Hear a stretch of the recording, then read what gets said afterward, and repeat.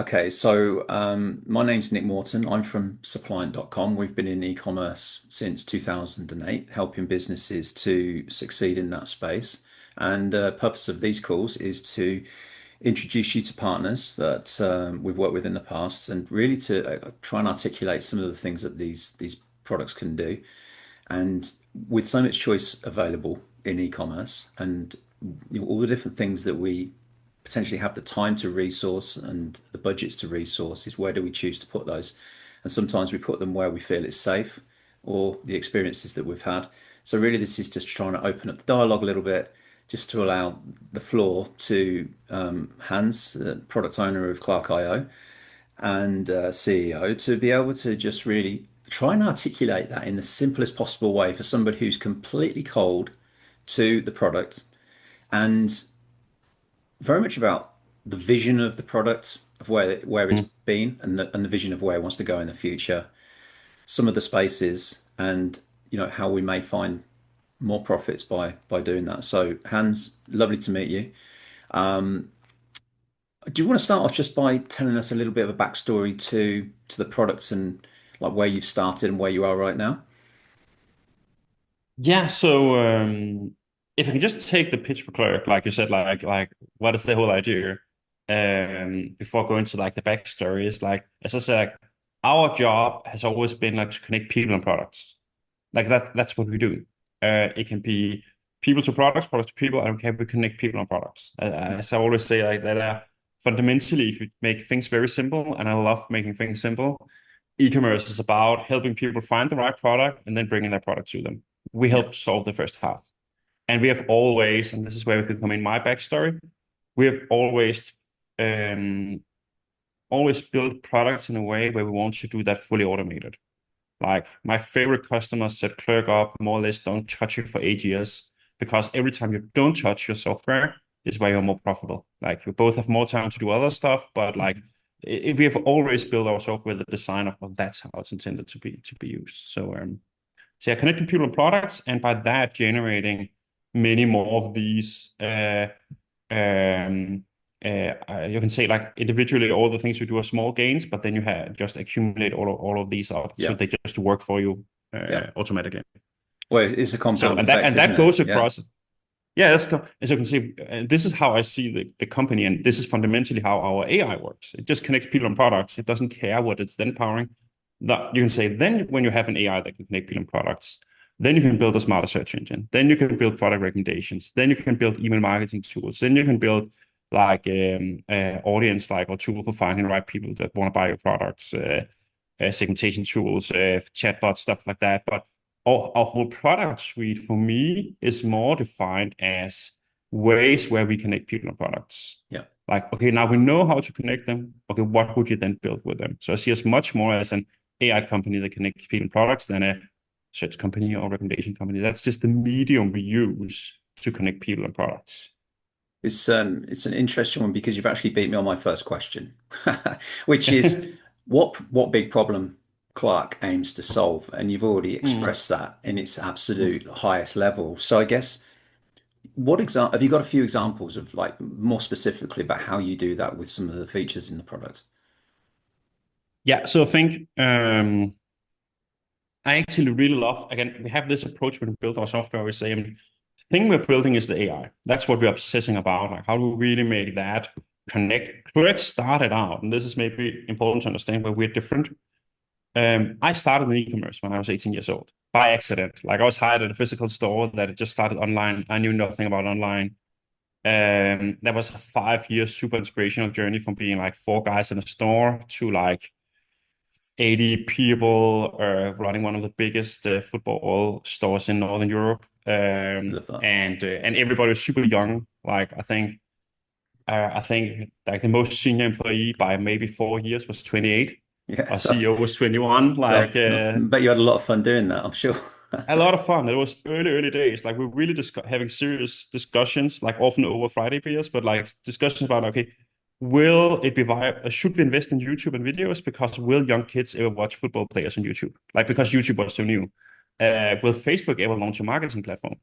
Like, should we invest in our Facebook audience? Because can we ever like commercialize? Like, there was all these discussions. So it was super Yeah. interesting. Yeah. And it was actually also accidentally through Unisport I learned to code, just because it was like crazy days where I was like in custom built e-commerce platforms, and it was just like, hey, can you fix this thing on the website? I can try. Like went home, learned to code in the Yeah. night, went back in the next day, like got a new task, went home, learned to code some more. Like Yeah. so yeah, so that, my origins are there, and but in Unisport I really fell in love with, was really fascinated by recommender systems. We had some very basic systems built on collaborative filtering, and I was so fascinated that they worked. Like you could actually give it data and it could predict what customers would buy, but we only worked for 5% of our products because for 95% we didn't have enough orders, and it never worked for new products because it had to learn. But then we as humans can kind of create fallbacks, and I was like, okay, what is it in the human brain that makes me go, I know what people want to buy with this product without any real data? Hmm. Like, where does that come from?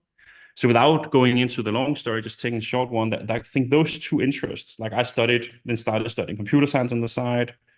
Back then I was what we call the algorithms department. You would maybe call it machine learning today. Hmm. It was like the very geeky side of computer science and the very practical side of e-commerce that kind of met. And where it met and what became the first version of Clerk was we actually solved the cold start problem for recommender systems, which means when you have a new customer or a new product with no data, Hmm. how can you still understand how they fit in the whole and still give good product recommendations? Okay. So So these simple concepts, very difficult to implement, I'd imagine. Very the actual delivery of what you're talking about in terms of that human gut, we call it the gut feeling, of what we think we would like to see. So, yeah, and everybody thinks it's easy until they discover the thing that when you optimize one result over here, you break another result over here. That's the yeah. hard part of machine learning. Like, so no, uh, but just going back to like how we then think it in, as you said, like concrete examples for our products. Is, I mean, we have this AI underneath.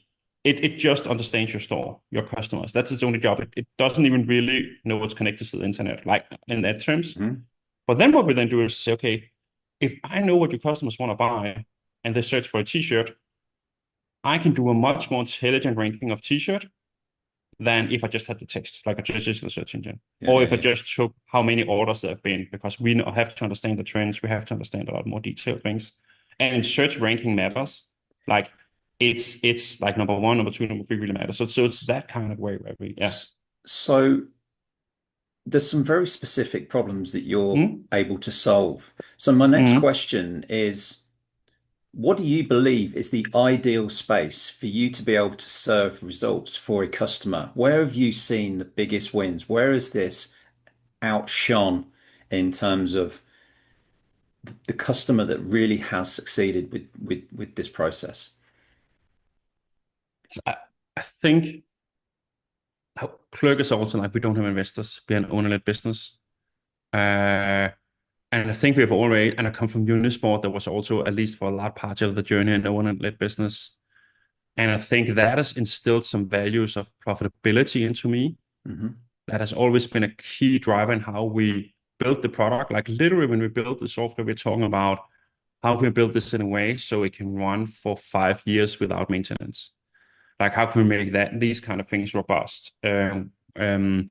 Where normally in the software industry, a lot of developers are taught like how do you get more active users, how to get people to log in more. We Yeah, actually yeah. talk about how do you get people to log in less. So our sweet spot is definitely owner-led growing businesses. Hmm. Like because profits matter a lot more to the person that gets to keep the money. Like we all talk about profits, like we all measure it, but it's a difference if you get to keep it. Yeah, So we can yeah. just definitely see that that's like we have plenty of again we also have tons of enterprise businesses and stuff like that. So it's not there, but if you ask like where's our sweet spot, I think that because we are so profit focused, it also is changing a little bit now because like the world is more into profits now. Hmm.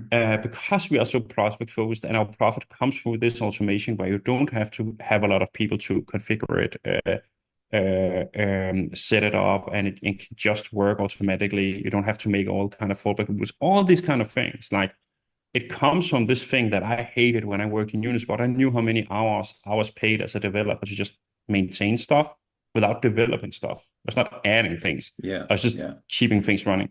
So yeah, I think that's really, if I can say, like what separates us the most, I think is this profitability Is it, focus. is there anything in terms of a business that has high number of SKUs or high average order values or a super competitive market which has very tight pricing or are there any spaces in there that you would say that these are if I'm sitting in the seat of a prospect and I'm thinking, Mm. is this a product I should be looking at? Yeah. Who would be that profile? But to be honest, I think we have customers with 100 products, which is probably in the lower end for even having these things. It still makes a difference because consumers are not going to look through 100 products. Hmm. We have customers with millions of products. We have mom and pop shops, like we have big enterprises like Carlsberg or other big international brands. And I really love that breadth in Clerk. Like, I think it's really fun to get to work with so many. So I think it's more what segments our customers. I think it's less about these numbers and more about an idea. Right. Like the idea that this I call it the set and forget idea. I'm fixing a thing, and this is actually something my old CEO from Unisport instilled a lot in me. Is like we're fixing a thing, and then we're like when we fix a thing, we put effort into fixing it, so we don't have to touch it again, and then we put the next layer, and then next layer, and then next layer, and then next layer, and So that's when you get that a sounds quite competitive advantage. that sounds quite an agile kind of process to go through then. Iterative, Yeah, building it over time. yeah, and we also see many people coming in buying 1 or 2 products, and then you add up and expand further in because sometimes onboarding the whole platform can be if you take it to the extreme, almost transformational change for a business. So usually we just take like on-site parts or email marketing parts or like how do you make sure that you get the best ROAS like acquisition cost. So I think it's usually we target in segmented buckets like that. Mm. Not necessarily technically clear products, but more areas of focus. Hmm. Of course, conversational commerce, chat is a big thing at the moment, with more and more people getting educated on, like more and more consumers getting used to just using computers that way. Yeah, Like, yeah, of yeah. course, you also want to use a web shop that way. So, yeah. Yeah, definitely. And they've reached a point of where they are functioning really well now. The Oh, we got some, the performance of those tools has really like exponentially improved, hasn't it, over the last 12 months? we got O4 Mini last summer. That was the breakthrough that enabled like the commercial scale. Like, we've gotten some models, but they were maybe too expensive to run in a lot of these tools. Mm. Uh, and then we got O4 Mini last summer, which I think was really you could really see a change of the like, yeah, I would just call them conversational tools because this actually goes beyond e-commerce, like conversational tools before and after, because the things built after or that quickly adapted after are completely different to what we would have called a chatbot just last year at this point, Yeah, where yeah, the model wasn't even there. yeah. And then we've just gotten even more, both better and more affordable models. So like I always say like I run Clerk and some other AI companies, and it's like we just like it's like being a kid in a candy store. Like we just keep giving gifts. Like we don't even have to do anything. We're just giving them, and we can There's a build more lot. and more cool stuff that works better and better. There's a lot absolutely in there. So one of the questions I have is, how can Clark be one of the biggest profit drivers for the business now? It's interesting. This kind of again Yeah, links into the point that you made before, which is you think about profit and not just metrics. And yeah. that is your, owner-led business. Great. So again, from a customer's perspective, is Hmm. how can this drive profits Yeah, more in a more compelling way than any other thing that they should be looking at right now? And that's why they should be speaking to you. yeah, yeah. I think that if you say like so the way to drive profits is like, as I said, like that you have all the individual tools. There's best practices for each of them. And we used to joke in Amazon, or like used to joke in Unisport, every time we had a split test, we just paid to prove that Amazon was correct. I think the 1 out of 10 times that we proved them wrong, we were like, Yeah, but I was sure of that. Like, Yeah. so like I don't want to say, yeah, I can talk a lot about best practices, but I always believe that if some competitors are good at something, then your best thing you need to do is like at least be really good at copying the competition. Yeah. Like, no, but the way if you take more, tell me if I need to be more concrete. But if you take it on the abstract level across the whole suite, the idea is that, as I said, like I mean, we have a feature that changes a consumer behavior and that drives more profit. Or otherwise, I want to make more profit. I need to change my consumer's behavior. Then there's a clerk feature for that.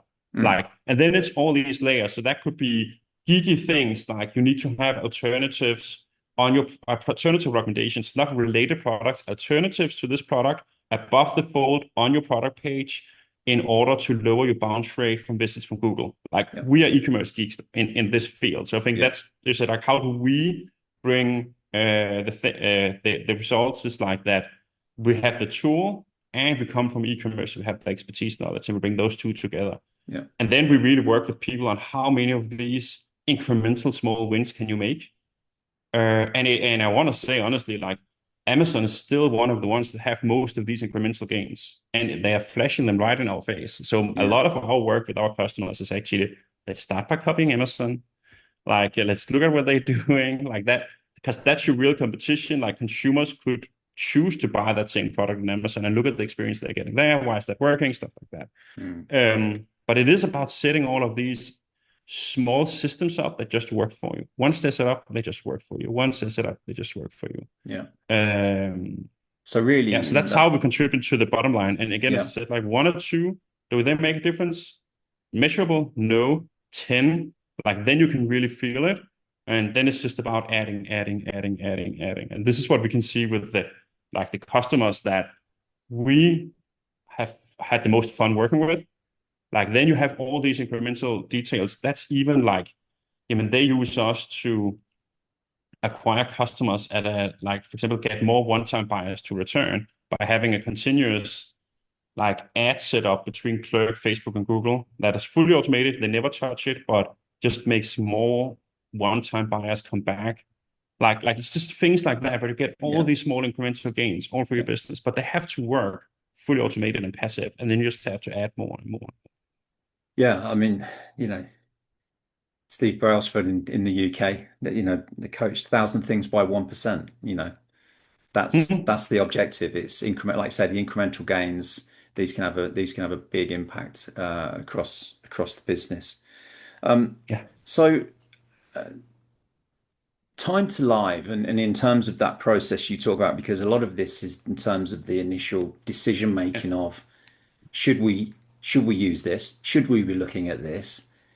And the effort and the Mm. resource that's going to be required to actually get this thing off the Mm. ground. So, what's a brief overview of that time to live from the point of somebody speaking to you and then in terms of how much resource is needed to implement, what sort of skill sets are needed to implement, and then how Mm. long should you expect to see before you're starting to see some of these improvements happening? Results. Yeah, yeah. And this is my favorite part because I'm again, I was a developer in an e-commerce business, and so I really optimized that part of the experience. Our record is 18 minutes. Um, uh, That's not long. but that was a guy. No, that was a guy who had like. But I think it tells like the story of like that was a guy who already knew Clerk, so like he knew Yeah, how the software works. Like so he didn't have to learn it. So learning it in 18 minutes is of course hard, but like he knew how to work. He set up somewhere before. It was a like small, medium-sized product sets. The data set was fast to load, like, hmm, and it was a pretty straightforward implementation. So like, of course, he had like that was, of course, when it's 18 minutes, that's not the norm, but he had no, everything with him there. But just like to say that because like it tells you something about how fast the AI can be, in just in terms of learning, because that yeah, was that was from sign up to live on the site and started and consumers starting using it right, for the first designs, and then he was adding more stuff over the page and stuff. But we had that 18-minute mark between the data point of sign up to okay, here's actually the first visit. That was pretty fun to see. But I would say it mostly depends on the other system. Like in Clerk, we have such a big range Yes. And like we can have customers where it takes 4 months for them to go live because they're very particular about very specific integrations we have integrated into, I would say, almost things that look like MS-DOS terminals. Um, so but clerk is always the same thing. I would say the average is usually um, I hate throwing these numbers out, but if you want to, you can get up in a matter of a day or two, depending on what complications you have, like depending on what corners you're willing to cut, depending on how efficient you are doing things. But again, I don't want to. There's also people where it takes a week and that's no problem or whatever. Like it depends so much on the systems you have and what you want. And obviously, you said that you got some experience in development, and the customer may have too. I mean, from a business owner's perspective, looking at the resource they Yeah. may have in a business, what sort of level of complexity would it take to actually get this done? And also, the question in what assets do you Mm. need to be able to create this journey? Yeah. So first of all, we just work on the raw data you already have. So we don't need to track anything. That's also why we went cookieless when the whole GDPR thing came, because we actually didn't need to track or use visitor tracking as data. I can give you a whole long speech of why I think visitor dating is in machine learning terms garbage data. No, so we just take products, orders, categories, like pages, customer database, like the things you already have in a database. Yeah, Like that's what we take. That's enough for us. And then we can use those. And then I've always seen Clerk as in layers. And that's been very important to me to build it in layers so you can have like the most like minimalistic, detailed with the highest control layer is just the API layer. That's yeah, for developers. Like you yeah. can just throw stuff in with an API, throw it out with an API. Like we don't have to touch any. You can go to web shop. You have no idea they're running Clerk because there's no trace of us anywhere because everything is just with the API. That's also why we can integrate into all these weird systems. But on top of that, then we build layers to make it easier to use. So if we, for example, have Clerk.js, that's a front-end library. So if you're not a back-end developer but a front-end developer, you can pretty quickly generate some things. Clerk.js is also super good for just like our support user daily to create small code snippets you can copy paste into a website via LLMs because like now LLMs can do that for the small Hmm. easy things you can just paste in. Hmm. And we of course have our backend where you can host and store designs and set up recommendation logics and just get some banners. You put like some embed codes you copy paste into your website or email. So like there's these layers on top. And I think if you take the top layer, you can more or less go in, pick a predefined template, like more or less copy paste stuff into your website. And for some platforms, just check some boxes. Um, I always feel that the highest layer is always of course, you sacrifice that a little because every web shop, mostly in terms of the design, is unique. So I always recommend people to like, instead of hand designing something, like just copy paste the design they have and use that in Clerk as well. So like, but again, it's we think about it as layers. Yeah, yeah, absolutely. Yeah, And then when it's up and running, usually it's a mix. Some parts is best for a developer, yeah. like some of the data parts or the tracking parts and stuff like that. And then part of the system is more used for the daily use of email marketeer or for any kind of online marketeer that works on the website over that. So stuff like that. So yeah. Okay. Um, so to finish off then, Mm. for anybody who's listening or reading this, in terms of the first steps that they should take in terms of making a decision on your product and also approaching you, Hmm. what sort of is there anything in there in terms of you would say specific? I mean, we've already talked about the ideal type of Mm. customer, but Mm. is if there's any scenarios that they may be experiencing right now which are problems. So rather than just looking at it as like an opportunity, if there's any specific problems that they're Mm. experiencing in their e-commerce ecosystem at the moment that Yeah. may be that you can help solve those problems, which is kind of maybe talking about the things that we've spoken about today, but it's Yeah. maybe looking at it in a different way because a lot of the time it's the problems that have been identified Yeah. that will lead then into something else. And really, if there's anything then that you would, in terms of the steps towards having that conversation with Yeah. you, what information you would find helpful in them I mean, it's having that in that I conversation. was gonna say it's very easy. we solve the profitability problem. And like, so if you really sit with the problem where it's hard to make ends meet, it's hard to be profitable, or you think it's hard to be profitable enough, that's what we are there for. Like our tool, we just take the existing traffic behind your website and turns that into more conversions, higher orders, just more profit, more from what you already have. That's the point. That's what you pay us for. Yeah. Like, so you already have the traffic, you already have the visitors. You can also flip it around and say, but you're losing some of them because you're not helping them today. You're not Yeah. helping them find the right Yeah. products. And to just get in touch with us, I mean, it is as easy as I would always just recommend reaching out. We have a chat on our website. You can reach out to us on email if you like. You can call us. Like we are here to Yeah. help. Yeah. I would always, Absolutely. if you just send us a website, and this is really a key thing I have with all my customer-facing employees. This is actually something we test when we hire. When you get a website, you have to include to be able to find three things that we can do to make any web shop more profitable. We don't hire people that cannot do that. So everybody in Clerk know how we can help you be more profitable. So Okay. that's always how the conversation starts. I mean, I can just see before we even meet this, and this. Yeah. But if you, and then we always say like we don't want to do the full. We can find 18 things, but if like let's meet, book a meeting, and then we can present the thing. So that's usually how we go at it. Like, what's are the Yeah. most valuable things we can see, and then we Perfect. just start from there. That sounds really good. Okay. Just conscious of time. Hans, It's fine. thank you I very can talk much. forever about these things, like so. It's It's all it's been good. fun.